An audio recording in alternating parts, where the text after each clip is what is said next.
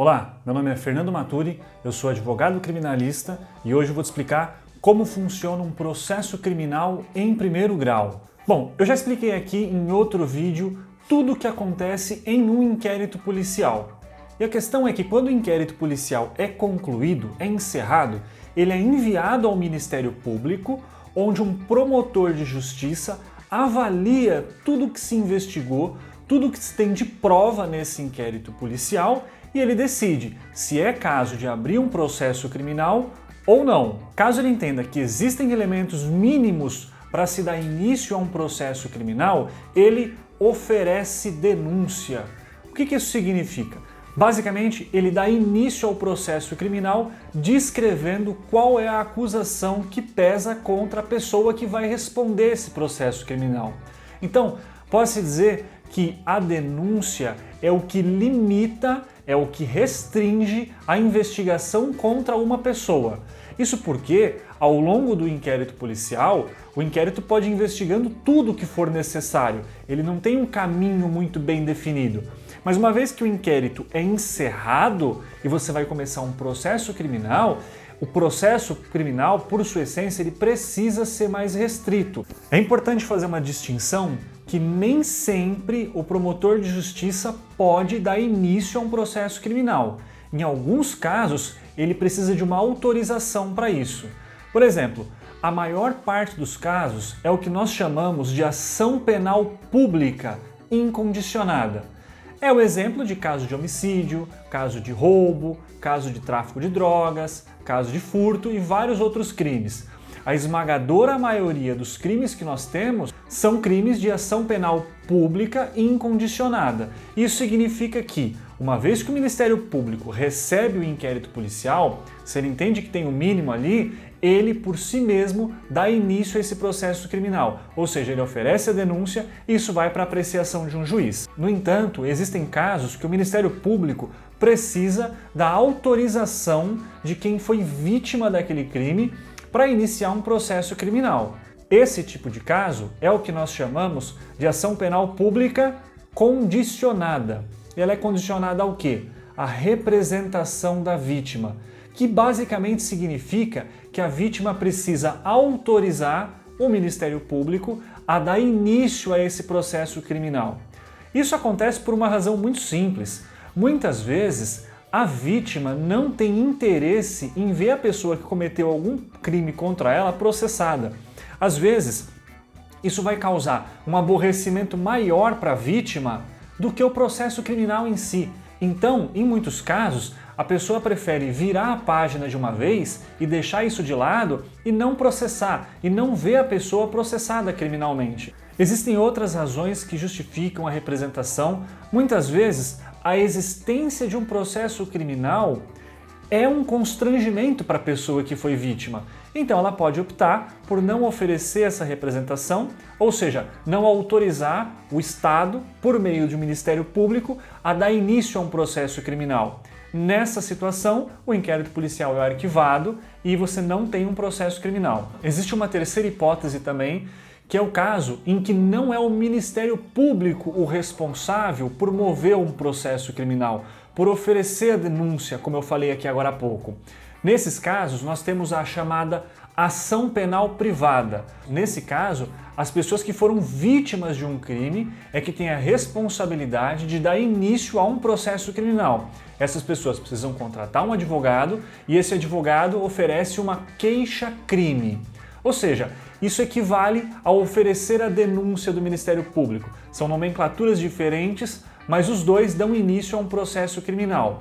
Alguns exemplos disso são os processos de crimes contra a honra, ou seja, quem foi vítima do crime de calúnia, de injúria ou de difamação, se quiser ver o ofensor processado criminalmente, é a vítima que precisa dar início a um processo criminal. Ela não pode ir até o Ministério Público e pedir para que o Ministério Público inicie um processo criminal. Bom, basicamente nós temos essas três modalidades, que é a ação penal pública incondicionada, a ação penal pública condicionada e a ação penal privada.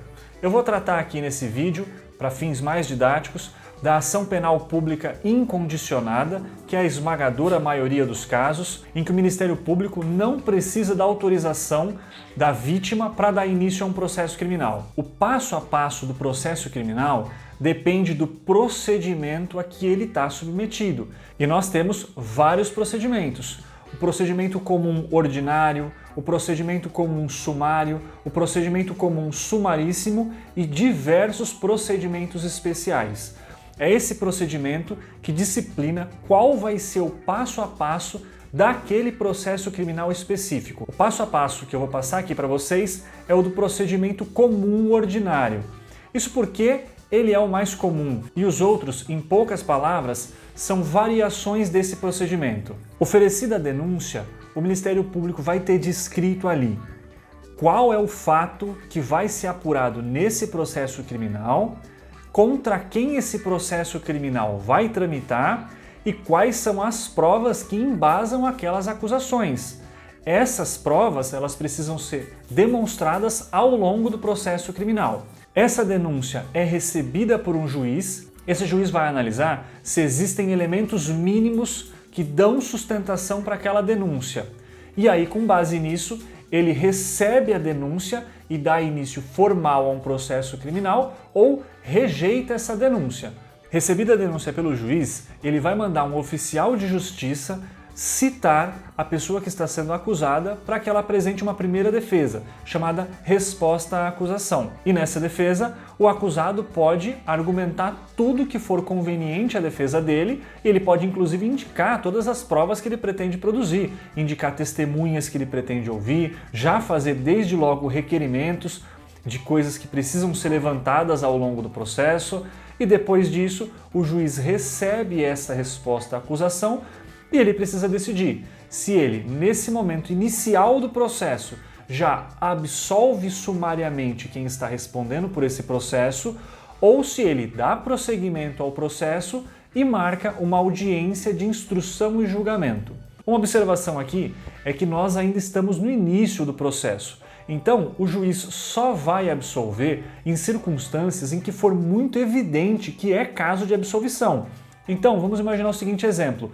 A pessoa fala que ela não estava ali no local do crime, ela estava num outro lugar, ou seja, ela tem um álibi e ela comprova que de fato estava em outro país, por exemplo. Então, evidentemente não foi essa pessoa que cometeu esse crime. E aí, o juiz pode desde logo absolver ela e evitar um processo em que lá no final essa pessoa invariavelmente vai ser absolvida.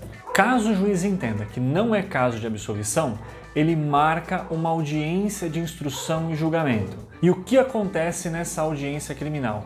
A vítima é ouvida em primeiro lugar, depois todas as testemunhas são ouvidas, primeiro as testemunhas de acusação e só depois as testemunhas de defesa. Depois os peritos que atuaram no processo, se houver peritos no processo, eles podem prestar esclarecimentos sobre a perícia que eles fizeram. Também podem ser requeridas acareações, ou seja, se você tem diferenças muito grandes entre o depoimento de testemunhas, essas testemunhas podem ser colocadas na sala de audiência, uma diante da outra, para que seja esclarecido essa contradição. Por que o depoimento delas está tão contraditório? Outra coisa que pode acontecer é o reconhecimento de coisas e pessoas. E por último, nós temos o interrogatório de quem está sendo acusado. É fundamental que o interrogatório seja o último ato.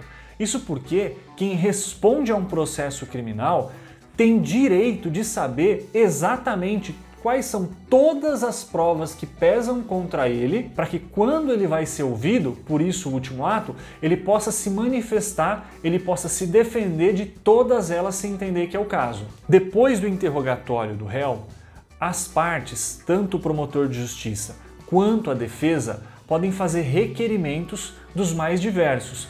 Vamos imaginar que uma pessoa que não foi ouvida no processo e que não foi arrolada no processo por nenhuma das partes foi mencionada por uma testemunha. Ou seja, uma testemunha que foi ouvida na audiência menciona que um vizinho também estava presente e viu bem tudo o que aconteceu.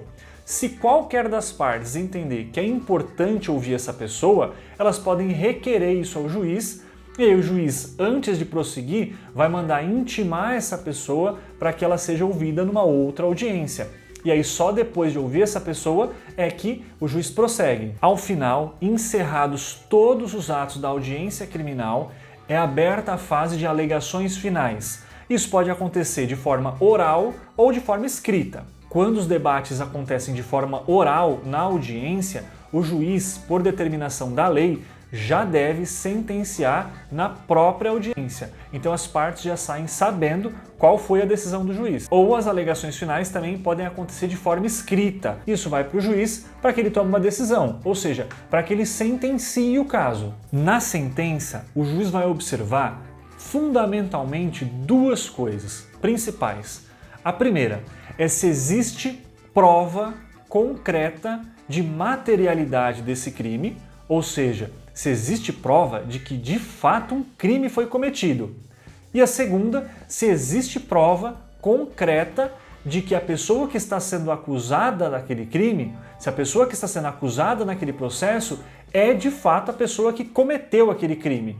Verificadas essas duas coisas, autoria e materialidade, o juiz vai condenar essa pessoa e aí em seguida ele passa para a fase que nós chamamos de dosimetria da pena. Ou seja, ele decidiu pela condenação e agora, qual vai ser a pena aplicada? Existe um procedimento definido na lei para se chegar numa pena aplicada, são usadas várias circunstâncias do processo, mas como isso envolve vários detalhes, eu pretendo abordar esse assunto em outro vídeo. Caso o juiz entenda que toda a prova do processo leva a crer que não houve um crime, ou que mesmo tendo acontecido um crime, não é o acusado daquele processo que foi o autor desse crime, ele vai absolver essa pessoa. Quando o juiz sentencia, condenando ou absolvendo, está encerrado o primeiro grau, o processo criminal em primeiro grau.